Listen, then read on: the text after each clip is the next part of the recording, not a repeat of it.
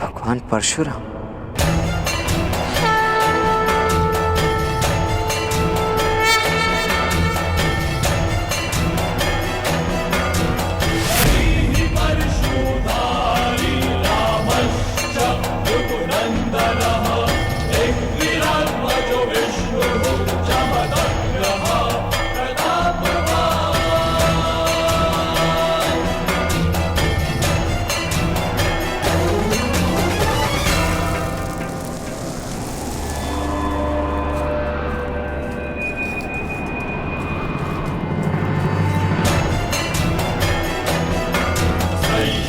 जिन तक पहुंचने के लिए इतना तप किया, उनका तप व्यर्थ नहीं जाने दे सकता मैं।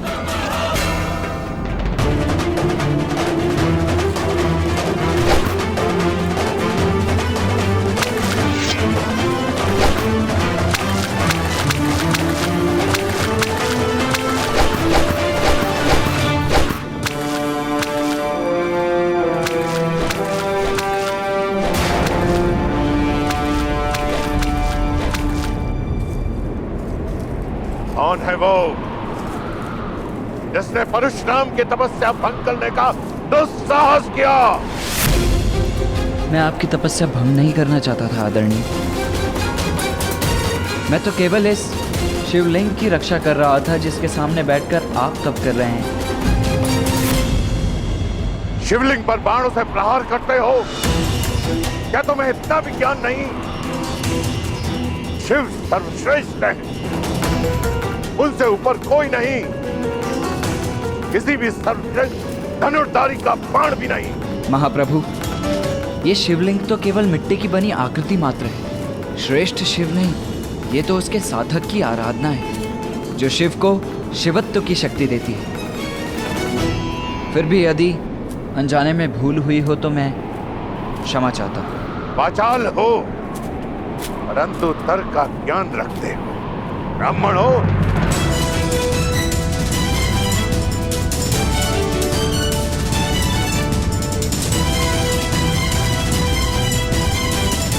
चारों वेदों का ज्ञान जिसे हो वो कौन हो सकता है महात्मा? प्रश्न का उत्तर प्रश्न से नहीं दिया जाता है बालक।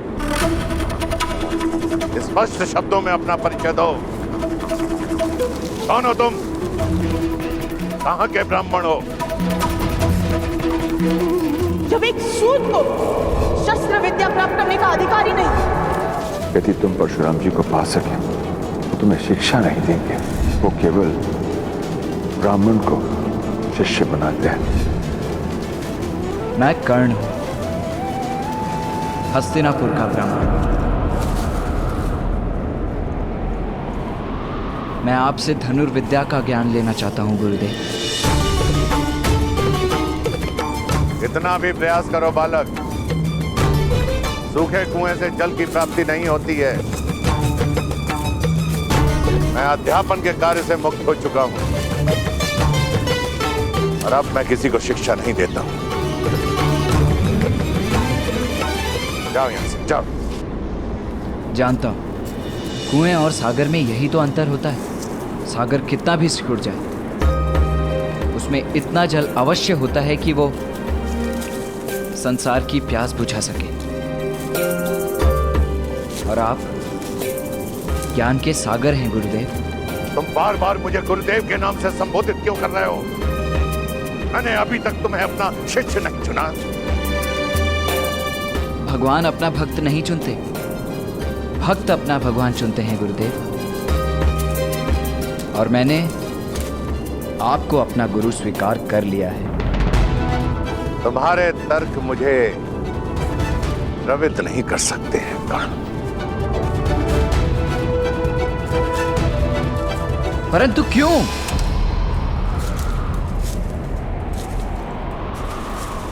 याचक को याचना से पहले ज्ञात होना चाहिए कि वो किसके समक्ष याचना कर रहा है। अब मैं एक साधनार्थ ब्राह्मण हूं जिसके पास देने के लिए कुछ भी नहीं है। जब शस्त्र उठाने थे उठा चुका। शस्त्र शास्त्र की विद्या जिसे देनी थी दे चुका।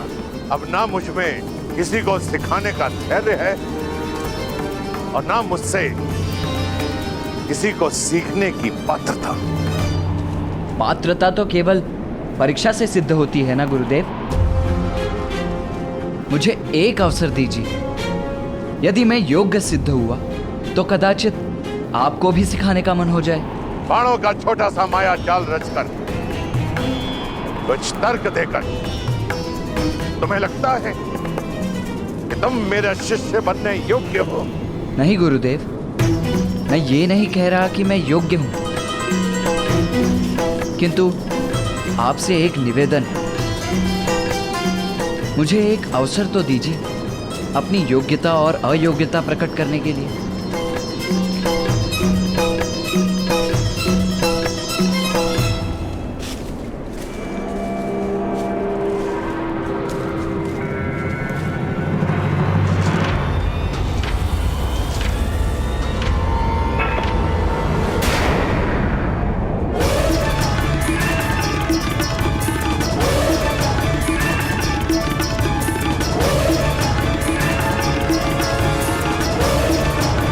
तुमने मर्यादा का उल्लंघन किया है बालक।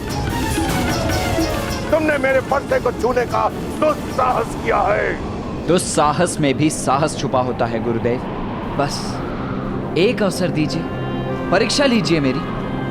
मैं अपनी माता को वचन देकर आया हूं कि विश्व का सर्वश्रेष्ठ धनुर्धर बनकर लौटूंगा या कभी नहीं लौटूंगा। आप भी मात्र भक्त हैं। एक अवसर दीजिए। यदि मुझे सुपात्र न पाए तो इसी फरसे से मेरा सर काट दीजिएगा। मूर्ख बालक, जानता है तू किससे बात कर रहा है? उनसे जिन्होंने एक नहीं 21 बार धरा को क्षत्रियों से विहीन कर दिया था। उनसे जिन्होंने अपने पिता के वचन पर अपनी माता का सर काट दिया था। उनसे जो मुझे योग्य न पाकर एक क्षण का भी विचार नहीं करेंगे मेरा सर काटने में। अपने प्राणों के मोल पर बस एक अवसर मांग रहा हूं। याचक को खाली हाथ नहीं जाने दिया जाता गुरुदेव।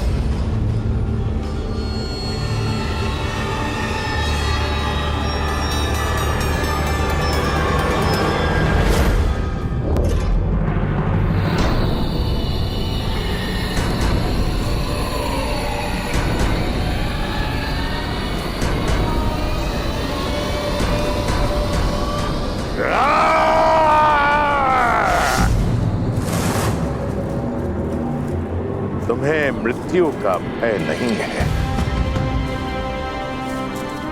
ठीक है, मैं तुम्हें सुपात्र सिद्ध होने का एक अवसर अवश्य प्रदान करूंगा। धन्यवाद गुरुदेव।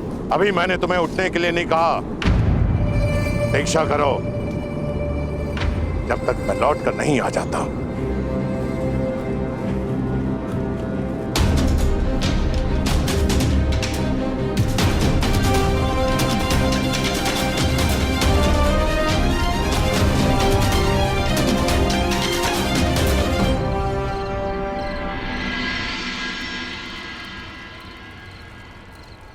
तो क्या अंधकार तुम्हारे प्रतिभा के लिए सीमा बनेगा अर्जुन?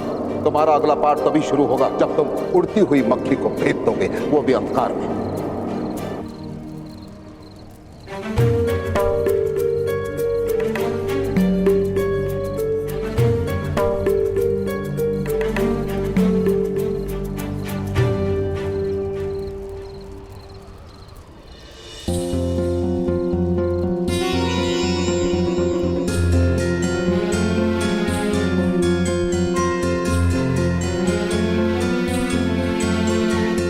भ्राता भीम,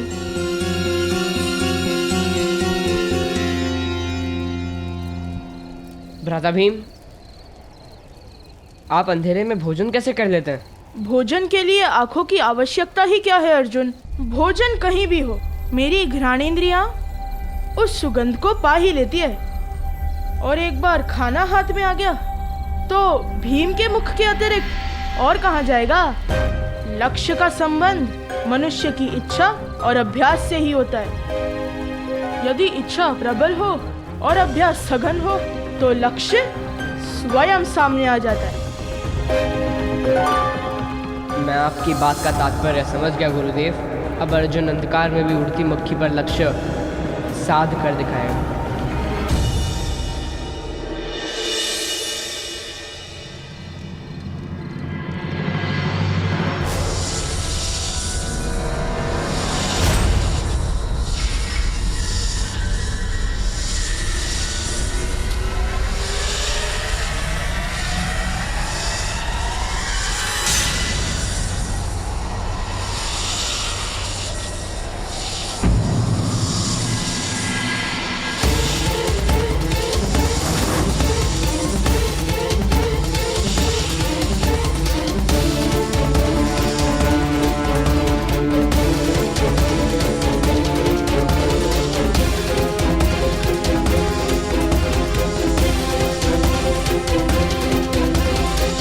उठो।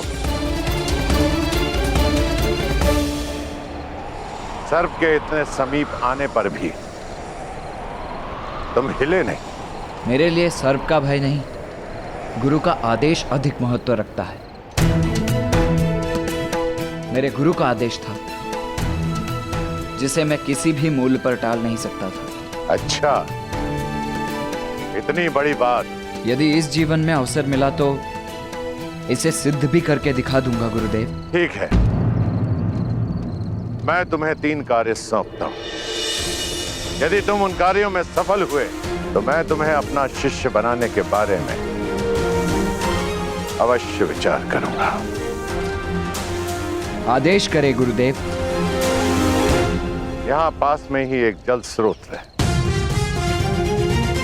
जहां से मैं अपने लिए संध्या के लिए जल लेकर आता हूं, परंतु कुछ समय से वो जल स्रोत अवांछनीय बाधाओं के कारण अविरोध हो चुका है।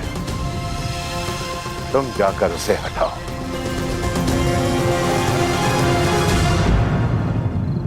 अर्थात यदि एक बात सुनकर समझने की क्षमता नहीं है तो श्रेष्ठ धनुर्धर बनने का प्रयास करके तुम अपना और मेरा दोनों का समय नष्ट कर रहे हो बालक। आदेश का पालन होगा गुरुदेव। 3 बातों का स्मरण रखना। कई बार कुछ नकारात्मक शक्तियां मेरे तप में भंग डालने का प्रयास करती हैं, तब तक जब तक कि मैं उन्हें समाप्त नहीं कर देता। दूसरी बात, जल स्रोत का अविरोध हटाने के लिए तुम धनुर्विद्या का उपयोग नहीं करोगे। तीसरी और अंतिम बात, सूर्यास्त तक जल स्रोत का अविरोध हटाने में यदि तुम असमर्थ रहे तो घर लौट जाना। ब्रह्म हत्या का पाप मैं अपने सर नहीं लेना चाहूंगा।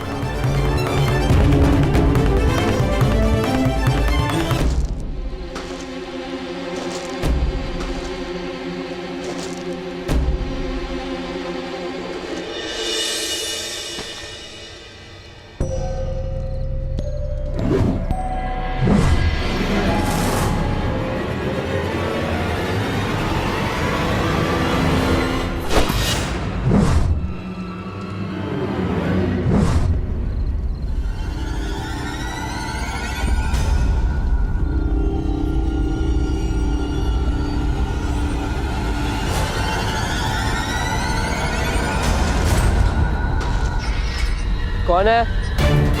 कौन है? सामने आओ।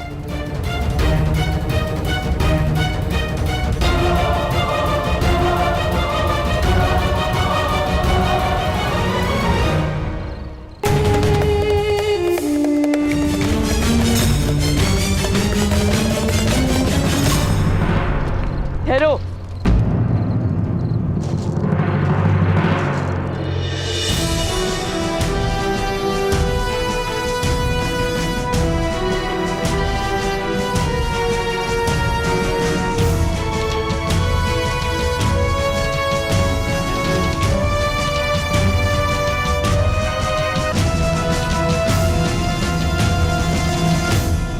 कौन हो तुम?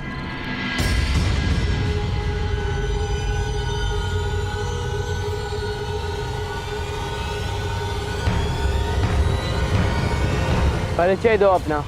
मैं एकलव्य हूँ।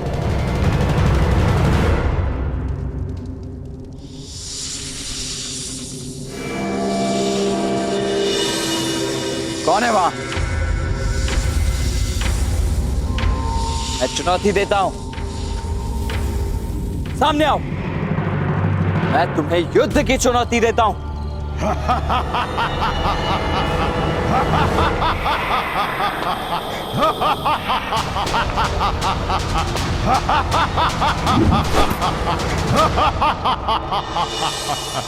आपको शब्द भेदी बाण चलाने का अभ्यास करते देखा तो रुक गया। कठिन कार्य है, समय लगता है, परंतु सीख जाओगे, जैसे मैं सीख गया। असफलता से भयभीत मत होना। तुम शब्द भेदी बाण चलाना जानते हो? किससे सिखाया तुम्हें? किसी ने नहीं, स्वयं अभ्यास से सीखा है, गुरु की प्रेरणा से सीखा है। अपने गुरु के विषय में बताओ। आचार्य द्रोण मेरे गुरुदेव।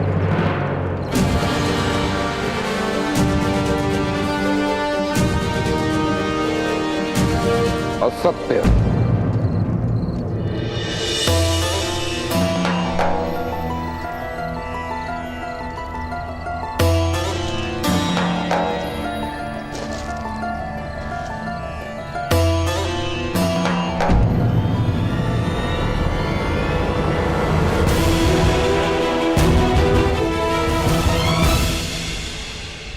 तुम मेरे शिष्य नहीं हो सकते। परंतु आप मेरे गुरुदेव हो। मैंने आपको अपने शिष्य को सिखाते देखा है, देख देख कर मैं भी सीख गया।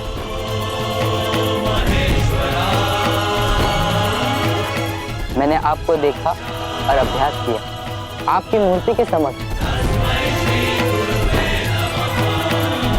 आप मेरे मानस गुरु हैं आचार्य। मुझे विश्वास नहीं होता। अपनी बात सिद्ध करो, प्रमाण दो कि तुम शब्द भेदी विद्या जानते हो।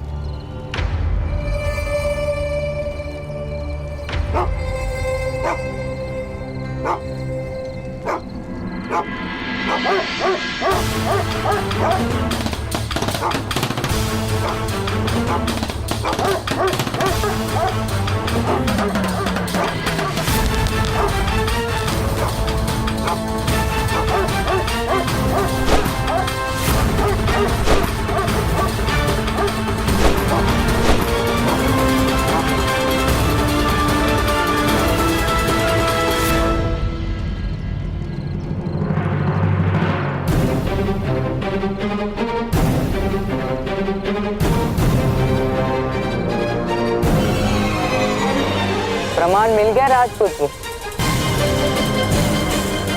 अद्भुत। तुम्हारी जितनी प्रशंसा की जाए उतनी कम है। प्रशंसा शिष्य की नहीं, आचार्य की जाती है गुरुदेव। आपकी श्रद्धा की धनुर्विद्या सद गई, सब आपके चरणों का प्रताप है।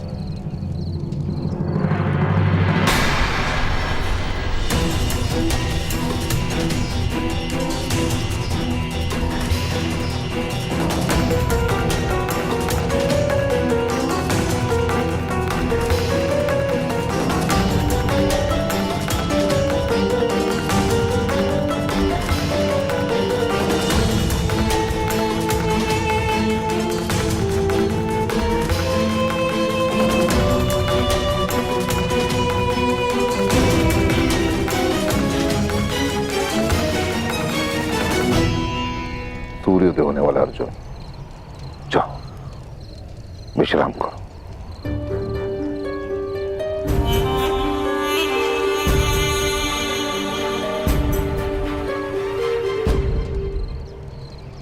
बालक, क्या मुझे देखकर तुम्हें भय लग रहा है?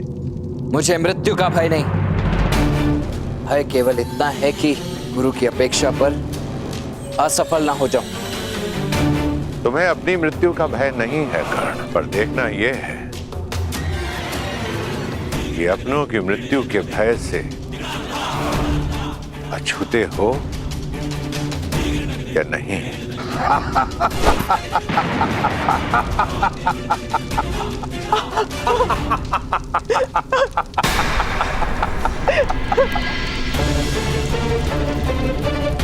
माता,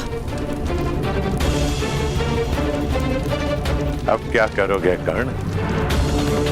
माता! करो, प्रहार करो। क्यों रुक गए हो? अब केवल तुम्हारे पास एक ही मार्ग है।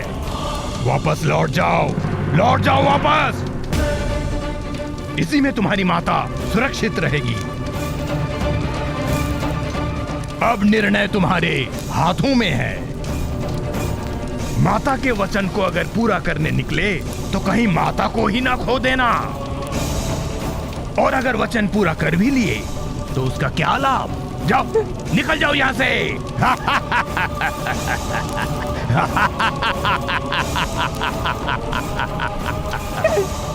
मेरे प्राणों की रक्षा करो। जैसे कह रहे वैसे करो कर्ण। घर लौट जाओ कर्ण, घर लौट जाओ।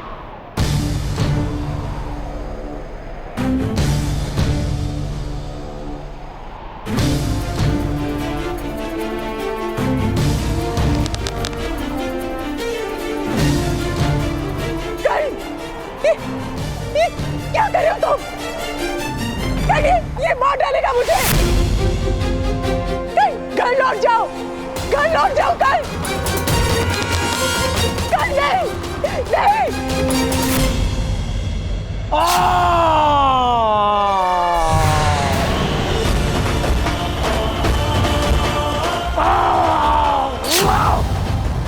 अपनी माया से तुमने मेरी माता का रूप तो रच डाला था ना, किंतु मेरी माता के व्यक्तित्व को नहीं रच पाए। राधे की माता के प्राण यदि संकट में भी हों तब भी वो भले अपने प्राण दे दे, किंतु कभी मुझे अपने लक्ष्य से पीछे हटने को नहीं कहेगी।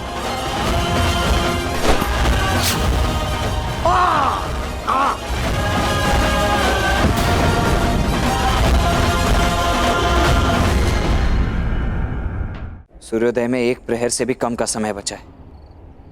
मुझे शीघ्र ही जल स्रोत तक पहुंचना होगा।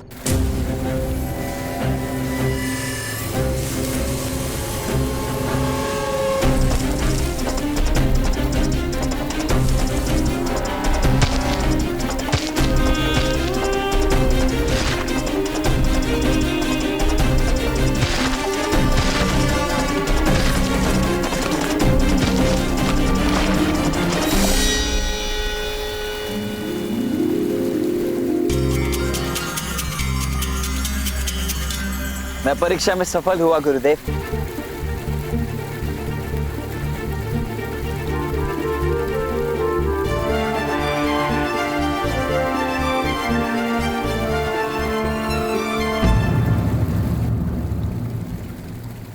ये जल प्रवाह पुनः क्यों रुक गया?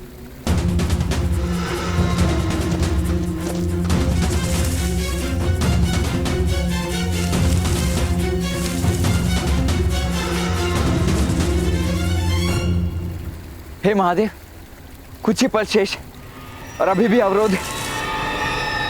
क्या करूं?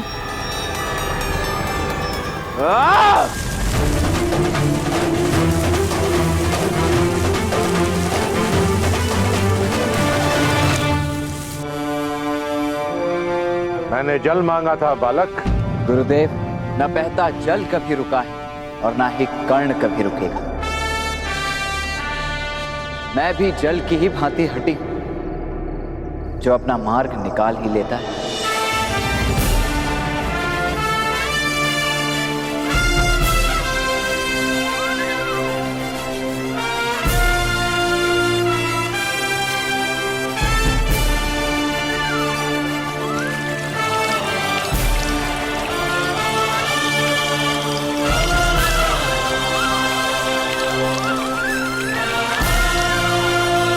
अब आप मेरे मार्गदर्शक बने। उसके लिए अभी 2 लक्ष्य शेष हैं। ध्यान से सुनो, तुम्हारा दूसरा लक्ष्य क्या है? मुझे आम चाहिए। तुम्हें इस कार्य को करने के लिए केवल और केवल 1 सप्ताह का समय है। क्या एक आम? 1 सप्ताह क्यों गुरुदेव? मैं आज ही आपकी सेवा में आम प्रस्तुत करता हूं, बल्कि अभी। लक्ष्य प्राप्त करने के लिए नियम तो सुनते जाओ। पहला, मुझे वो आम चाहिए जो अपने आप डाल से अलग हो और भूमि पर ना गिरे। भूमि पर गिरने से पहले तुम्हें उस आम को लपकना होगा। और दूसरा, वृक्ष को छूना और उसे किसी भी प्रकार से हिलाना निषेध होगा। समझ में आया? जी, और निश्चित रूप से तीसरा नियम यह होगा कि मुझे धनुर्विद्या का प्रयोग नहीं करना है। अर्थात इस वानर में भी तनिक बुद्धि है। अब खड़े होकर मेरा मुख क्या देख रहे हो? कुछ दिनों में आम की ऋतु समाप्त हो जाएगी। यदि तुमने मुझे आम लाकर नहीं दिया तो अपना मुख मेरे समक्ष मत लाना।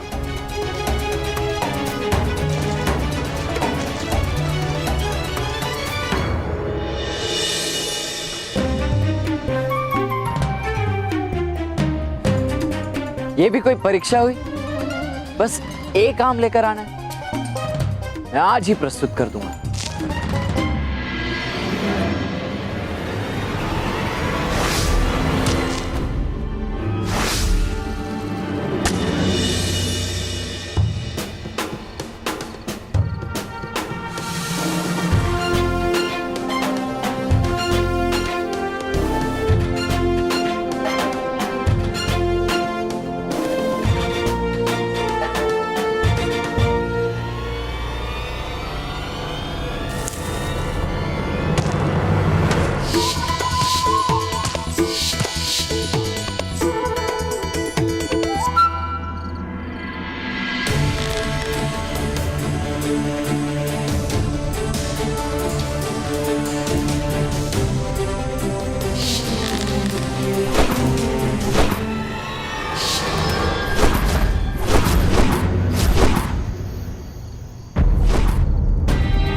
कैसे कैसे एकलव्य ने केवल अभ्यास से शब्द भेदी कला प्राप्त की? यदि उसने प्राप्त की तो मैं क्यों नहीं कर पा रहा?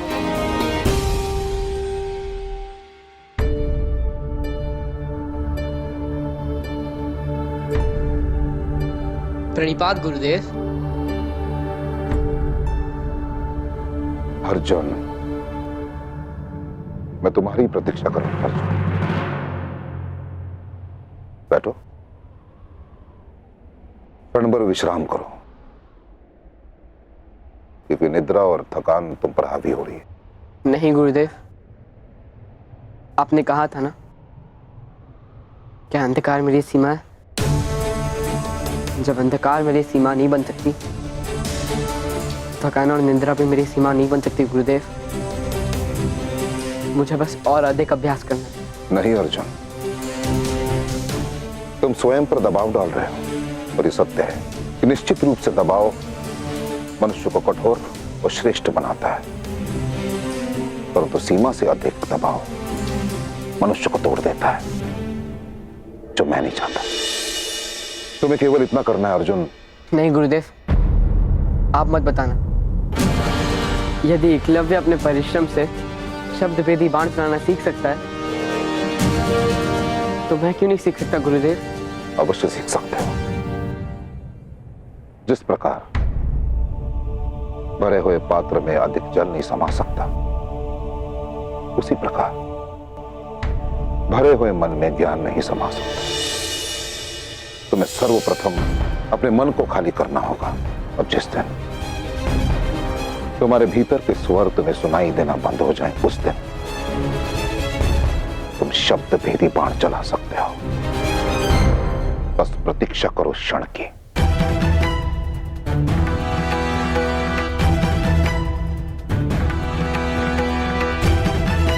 अर्जुन,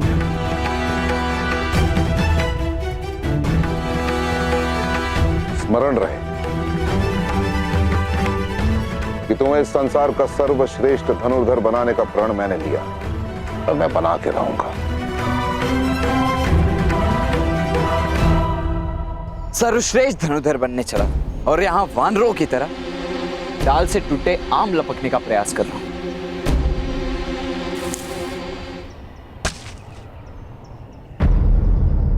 मुझे आभास कैसे हुआ कि एक और आम गिरने वाला है? जब आम डाल से टूटता है तब एक नाद होता है, अस्पष्ट ही सही, परंतु कंपन से एक स्वर उत्पन्न होता है। मुझे टूटकर गिरते हुए आम के स्वर को समझना होगा।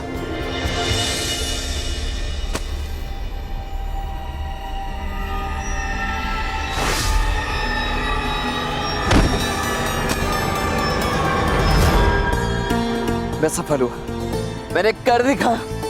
गुरुदेव! राधा भीम, अपनी गदा मेरी ओर फेंकिए।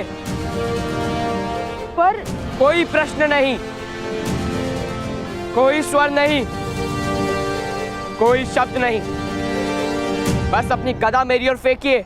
दुशासन, लगता है अर्जुन निराश होकर आत्महत्या करना चाहता है।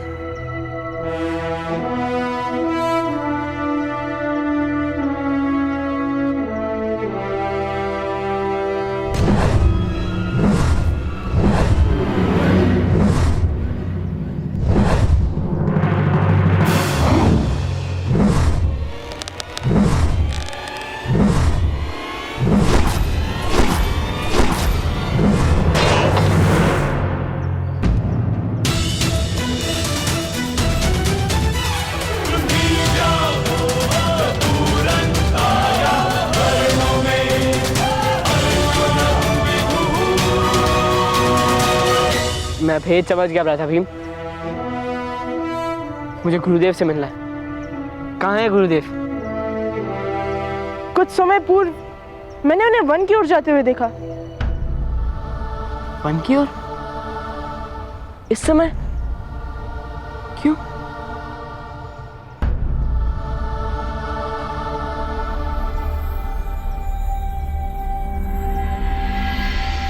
देखिए, बिना बाण या बल का उपयोग किए मैंने उन्हीं नियमों के साथ इस फल को प्राप्त किया है जो आपने बताए थे। तीसरी चुनौती सुनो कर्ण। गुरुदेव, तीसरी चुनौती धनुर्विद्या की होनी चाहिए। यदि नहीं हुई तो? मैं समझ नहीं पा रहा हूं कि आप ऐसा क्यों कर रहे हैं गुरुदेव। यदि परीक्षा लेनी ही है तो मेरे लक्ष्य संधान की लीजिए। इस भांति विचित्र परीक्षाएं क्यों ले रहे हैं जो किसी काम की नहीं? यदि तुम्हें अपनी धनुर्विद्या पर इतना गर्व है तो मेरे पास सीखने की याचना लेकर क्यों आए? यदि मुझसे ज्ञान प्राप्त करना है तो तुम्हें प्रारंभ से आरंभ करना होगा। मेरे साथ तुम्हारी यात्रा श्रेष्ठ से सर्वश्रेष्ठ तक होगी। दैत्य की माया को समझकर, जल प्रवाह के अविरोध को हटाकर और राम लाकर तुमने अपनी सभी परीक्षाओं में अपनी योग्यता का परिचय दिया है, परंतु लक्ष्य भेदने में तुम कितने सक्षम हो यह जानना भी शेष है। तीसरी चुनौती बताइए प्रभु। तीसरी चुनौती,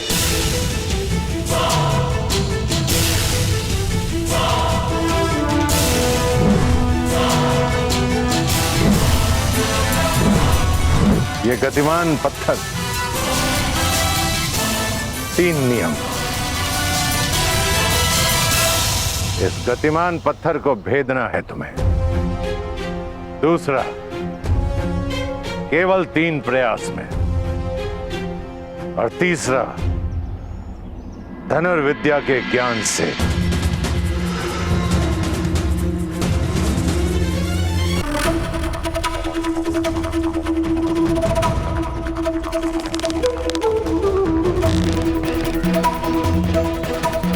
क्रोध, मैं केवल और केवल राजकुमारों को ही शिक्षा देता हूं।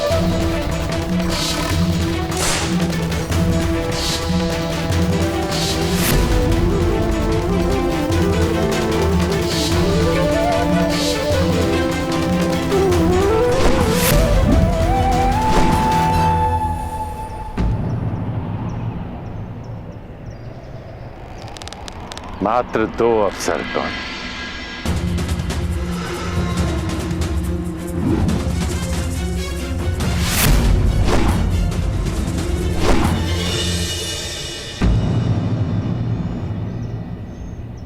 अंतिम अवसर कर्ण, अंतिम। यदि इस बार तुम अपना लक्ष्य नहीं भेद पाए, तुम मेरे शिष्य बनने से वंचित रह जाओगे। कर्ण कहते हैं, क्रोध, अशांति, पीड़ा ध्यान केंद्र में सबसे बड़ी बाधा है। अपने क्रोध को, अपनी अशांति को, अपनी पीड़ा को शस्त्र बनाकर इसका उपयोग करो कर्ण, उपयोग करो।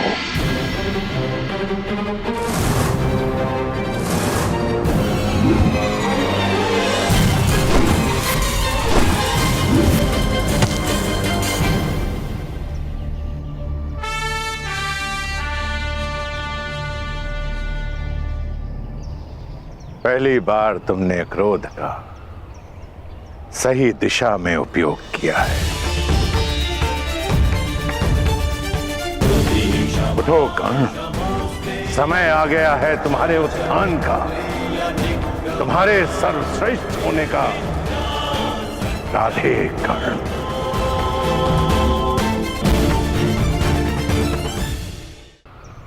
मैं धन्य हुआ गुरुदेव।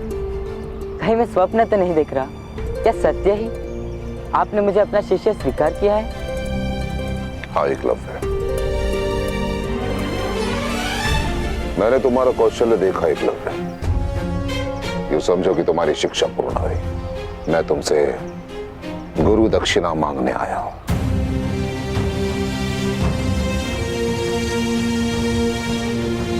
गुरु याचना नहीं करते गुरुदेव, आदेश कीजिए। ये एकलव्य आपके सेवा में क्या प्रस्तुत करे? गुरु दक्षिणा में मुझे तुम्हारे दाहिने हाथ का अंगूठा चाहिए।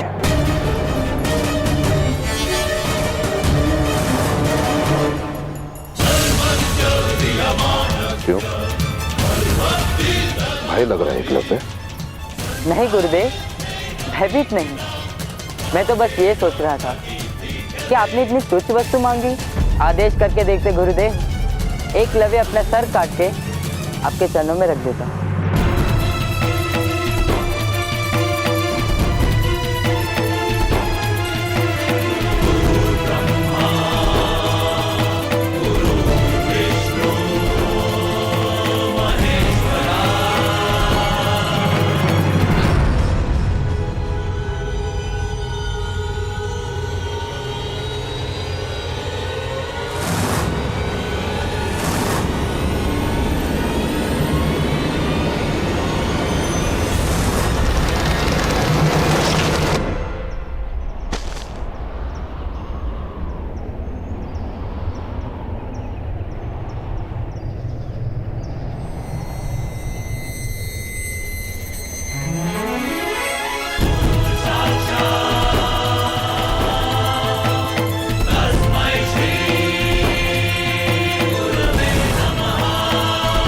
आपको गुरु दक्षिणा देकर मैं धन्य हुआ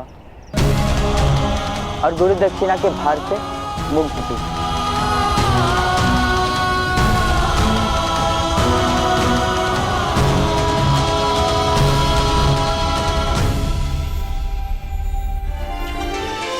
जिसने मुझे देव की तरह पूजा और मैंने असुर के भांति उसकी तपस्या को भंग कर दिया। राजधर्म निभाने के लिए गुरु धर्म के साथ छल किया है इस द्रोण ने, और मेरे इस जघन्य अपराध के लिए इतिहास इस द्रोण को कभी क्षमा नहीं करेगा। कुछ वर्षों बाद त्राहिमाम त्राहिमाम त्राहिमाम त्राहिमाम त्राहिमाम त्राहिमाम त्राहिमाम त्राहिमाम। प्रभु, चौमासा बीतने को है, परंतु आकाश से एक बूंद जल नहीं गिरा। यदि अब भी वर्षा न हुई तो महाअकाल पड़ेगा। आपके आश्रम में हर ओर हरियाली है, त्रिशूल वर्षा हुई है, परंतु आपके आश्रम की सीमा से परे एक भी बूंद नहीं गिरी। स्वयं सोचिए प्रभु, ऐसा क्यों हो रहा है? आपका कोप न सहना पड़े, इसलिए आपके आश्रम में वर्षा, और इन निरीह निर्बल प्रजाजनों के लिए अकाल। ऐसा कौन कर सकता है प्रभु? देवराज इंद्र। हाँ प्रभु, वो चाहते हैं कि उनके अतिरिक्त किसी और आराध्य की सेवा न की जाए। प्रभु मदद करो, प्रभु मदद करो, मदद करो। आपके परशु के बल से तो तीनों लोग कांपते हैं प्रभु। आप ही हैं जो इंद्र भगवान को मार्ग पर ला सकते हैं। मैं शपथ ले चुका हूं, मैं कभी शस्त्र नहीं उठाऊंगा, कभी युद्ध नहीं करूंगा। तो क्या इंद्रदेव की मनमानी चलती रहेगी? मैंने ऐसा नहीं कहा। देवराज का अहंकार टूटेगा और अवश्य टूटेगा। देवराज को कर्तव्य का पाठ अवश्य पढ़ाया जाएगा, परंतु गुरु परशुराम के वचनों से नहीं, बल्कि एक शिष्य के बाणों से।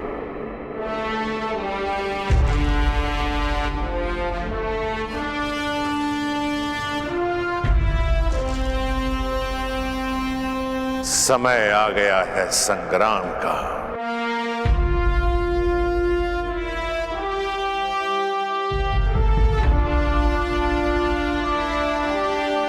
मेरी शिक्षा के परिणाम का, शताब्दियों से संचित पराक्रम बल से अर्जित, मैंने अपने सारे ज्ञान को एक ही पात्र में उड़ेला है।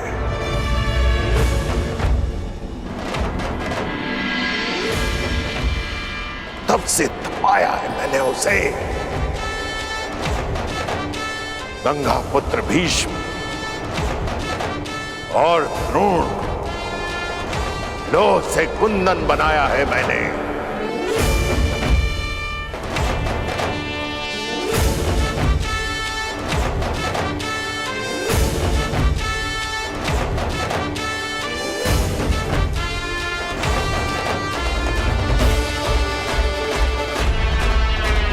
समय आ गया है मेरे इस शिष्य की अंतिम परीक्षा।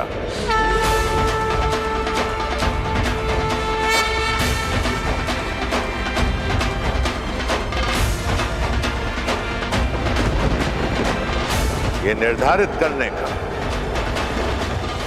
कि मैंने सुपात्र चुना है या नहीं।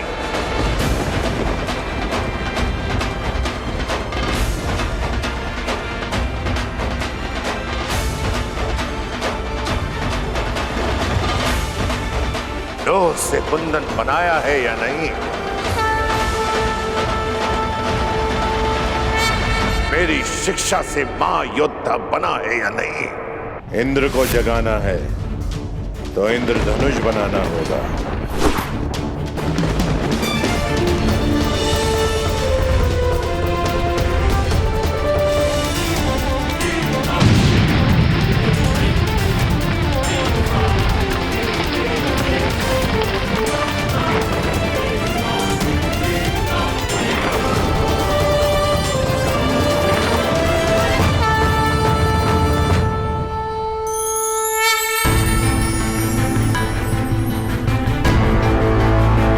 प्रसन्न करके आज तक देवराज का आह्वान बहुतों ने किया, किंतु रुष्ट कर तेरा आह्वान करने वाले उद्दंड कौन हो तुम? कर कर कर कर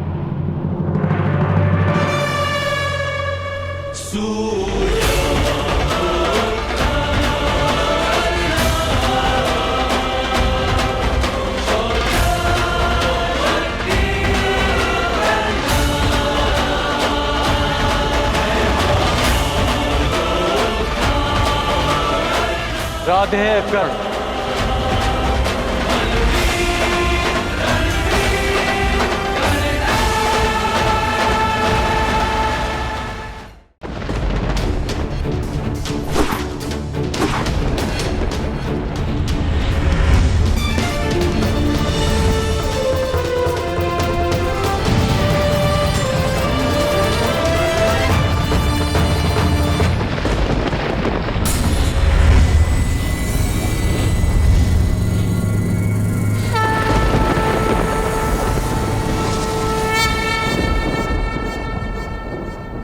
प्रसन्न करके आज तक देवराज का आह्वान बहुतों ने किया, किंतु रुष्ट करके मेरा आह्वान करने वाले उद्दंड कौन हो तुम? कर्ण, कर्ण, कर्ण, कर्ण।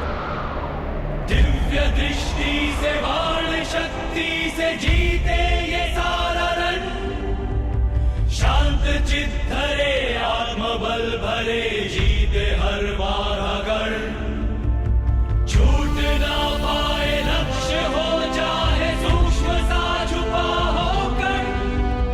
राधे कर्ण।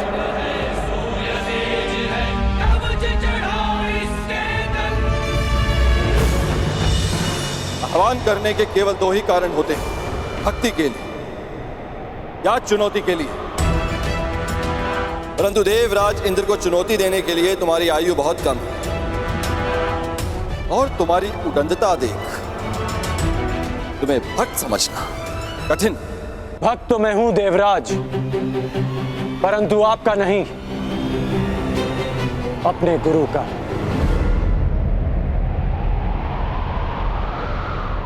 मैं यहां आपको चुनौती देने आया हूं।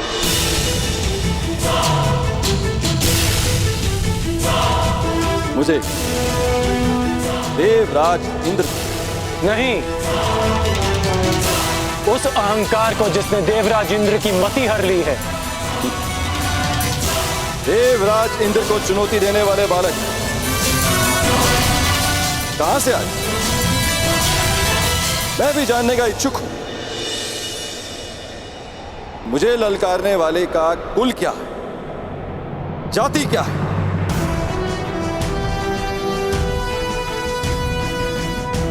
ज्ञानियों की आयु नहीं देखी जाती और ना ही वीरों का कुल पूछा जाता है। वीरों का बाहुबल ही उनकी जाति होती है और शस्त्र ज्ञान उनका कुल।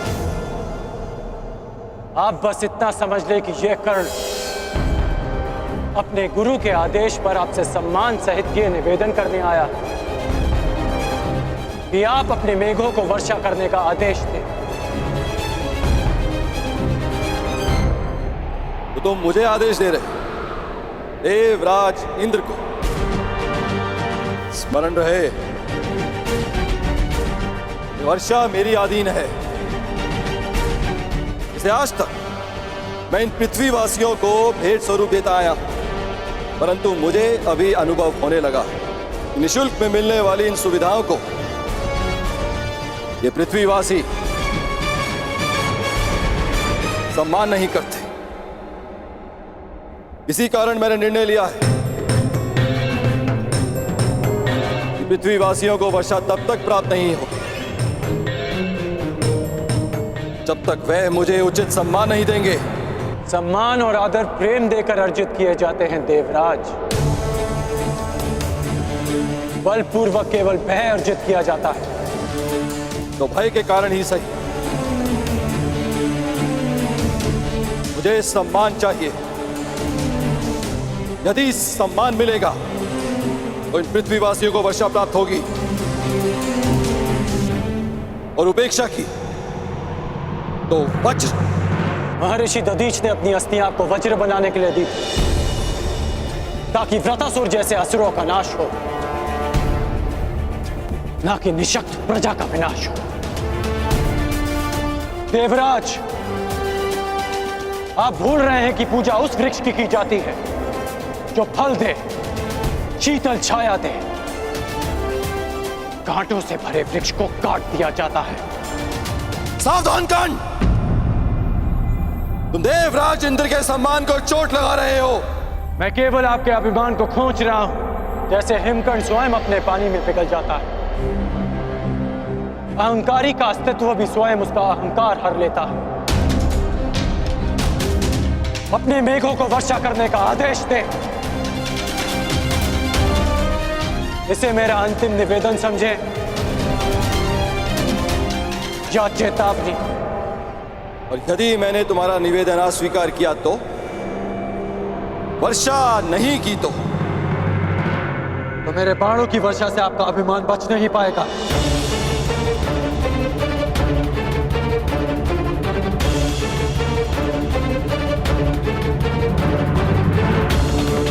अज्ञानी बालक,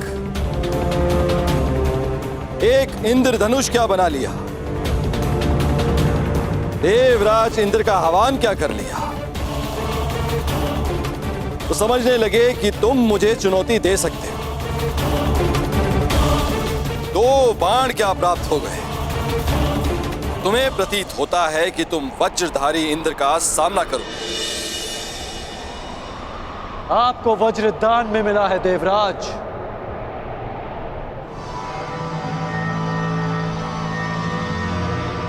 पर मैंने अपने अस्त्र परिश्रम और साधना करके अर्जित किए हैं। बस उद्दंड, बस।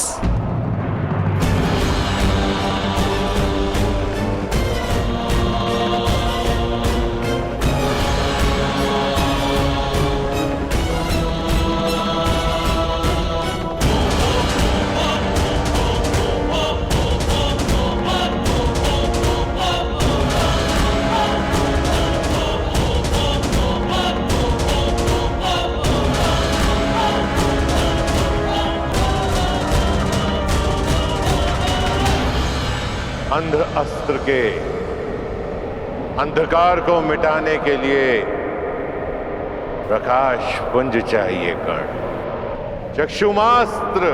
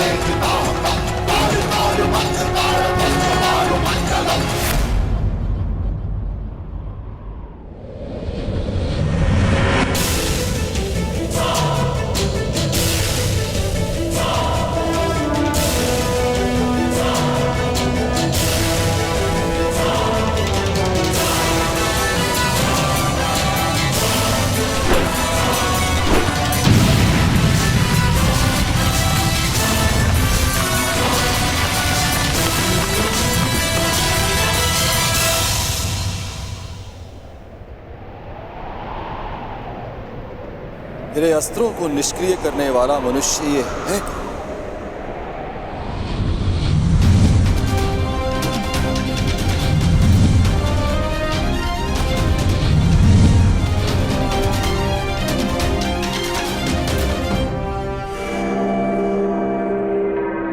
देवताओं को शक्ति मनुष्य की भक्ति से मिलती है, और जब देवता अहंकारी हो जाए तो मनुष्य को विरोध में खड़ा होना ही पड़ता है।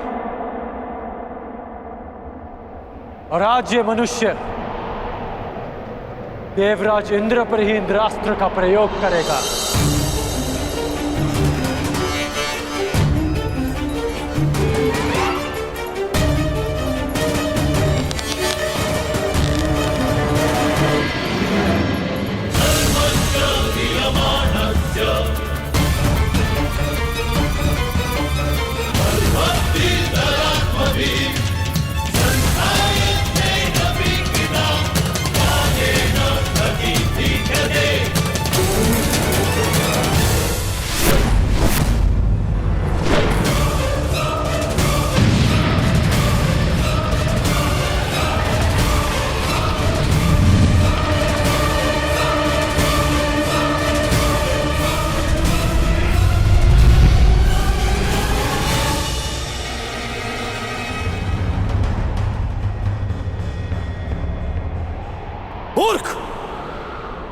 तुमने इंद्रास्त्र का प्रयोग स्वयं इंद्र पे किया।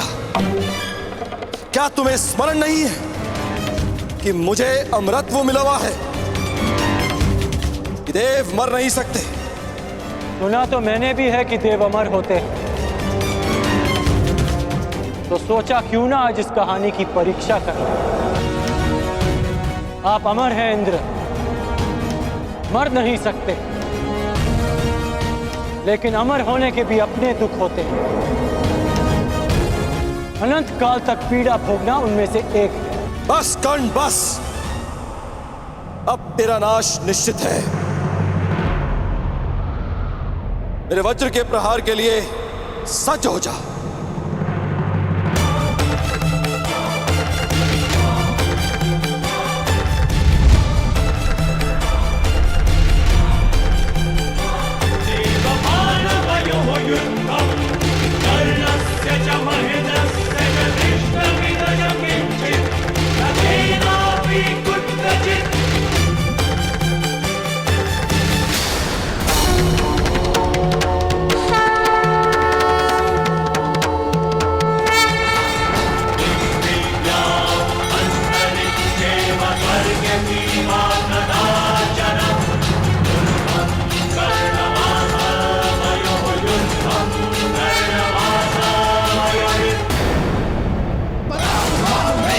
शांभवस्त्र,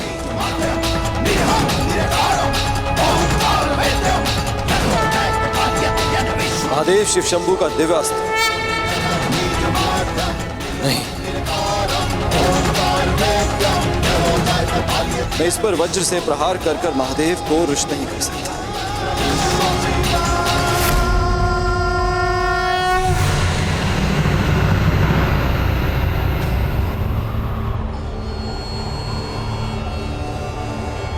रुक जाओ कर्ण, रुक जाओ।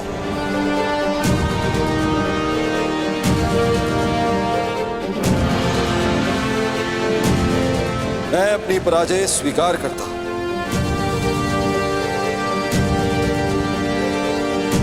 तुम्हें इस शंभावस्त्र को प्रयोग करने की आवश्यकता नहीं।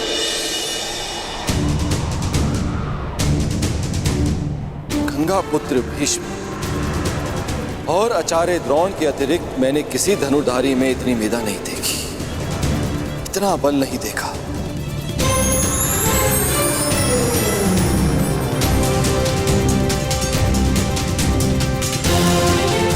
कौन हो तुम कर्ण? और कौन है वो जिसने तुम्हें इतना सक्षम बनाया? कौन है वो महागुरु? कौन है जिसके शिष्य हो तुम?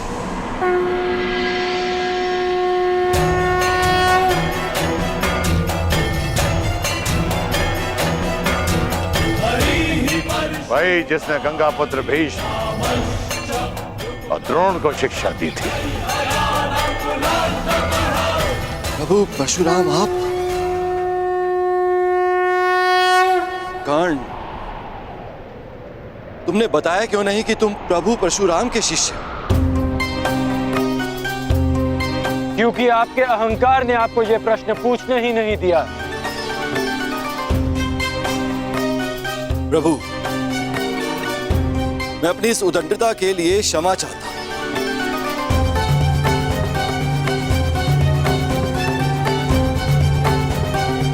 मेरे इस अहंकार ने मेरी मति को हर लिया था, जो मैं समझ नहीं पाया कि ऐसा प्रतिभावान योद्धा केवल आपका ही शिष्य हो सकता है। मैं क्षमा चाहता हूं, अर्थात मेघों को अभी वर्षा का आदेश देता हूं।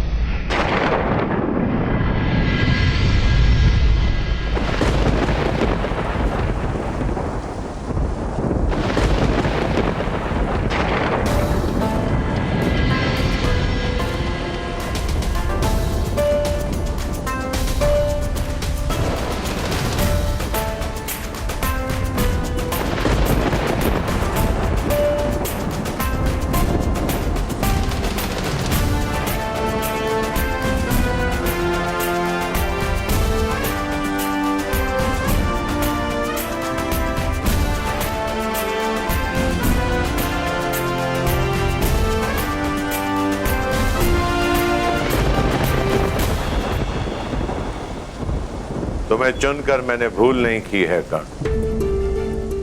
तुमने अच्छा प्रदर्शन किया है। क्योंकि मेरे गुरु ने मेरा मार्ग प्रदर्शन किया। ये कर्ण की नहीं, आपकी शिक्षा की विजय है गुरुदेव। कर्ण, वर्षों तक तुमने शस्त्र साधना की, मेरे हर आदेश का पालन किया, मेरे द्वारा दी गई हर परीक्षा में तुम खरे उतरे हो राधे। और आज तुमने इंद्रदेव का अहंकार तोड़कर मुझे गौरवान्वित किया है। इसका तात्पर्य जानते हो कर्ण?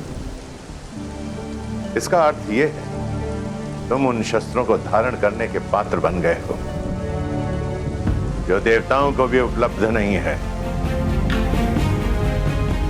मैं तुम्हें ब्रह्मशीरस्त्र की दीक्षा दूंगा।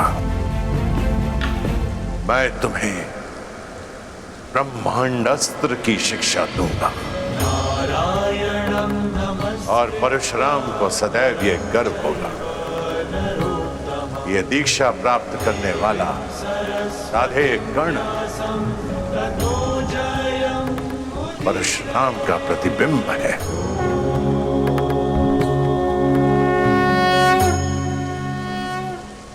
क्षत्रियों के गुणों से युक्त ये ब्राह्मण शिष्य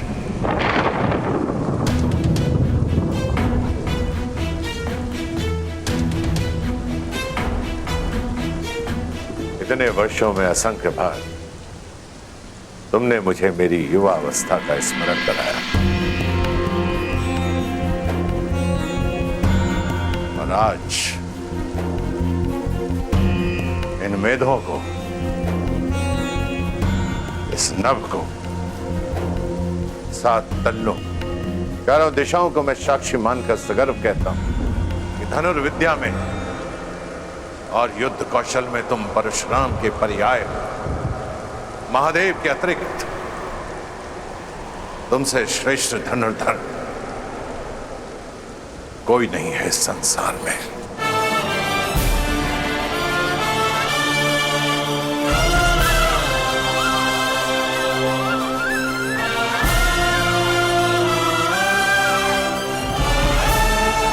चिरायु भाव कर्ण।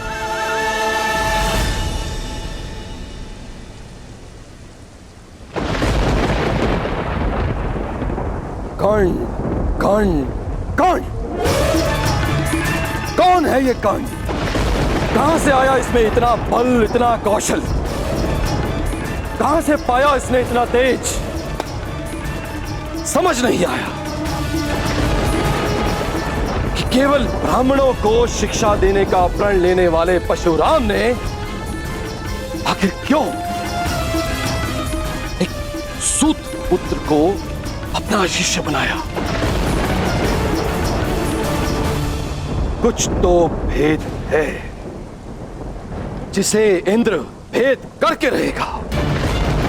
देवराज इंद्र को तो तुमने पराजित कर दिया कर्ण, परंतु देवराज इंद्र के भीतर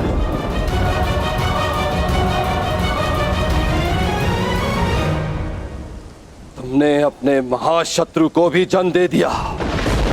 तुम्हारे विनाश तक तुम्हारा पीछा नहीं छोड़ूंगा कर्ण।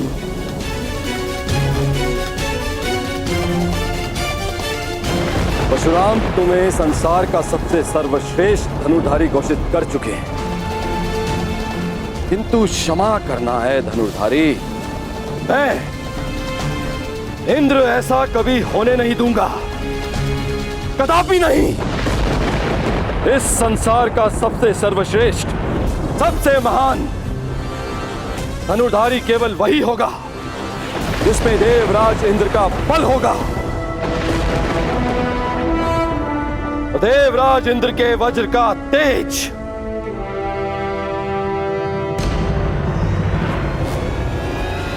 जो स्वयं इंद्र के अंश से जन्मा है, सबसे बड़ा, सबसे उत्तम, सबसे सर्वश्रेष्ठ धनुर्धर बनेगा हस्तिनापुर में शिक्षा ले रहा अर्जुन। जिसने इंद्र का आशीर्वाद अर्जित किया है वो अर्जुन।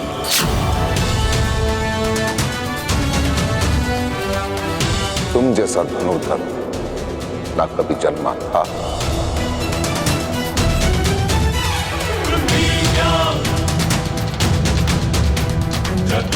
ना जन्मा है और ना ही कभी जन्मेगा अर्जुन।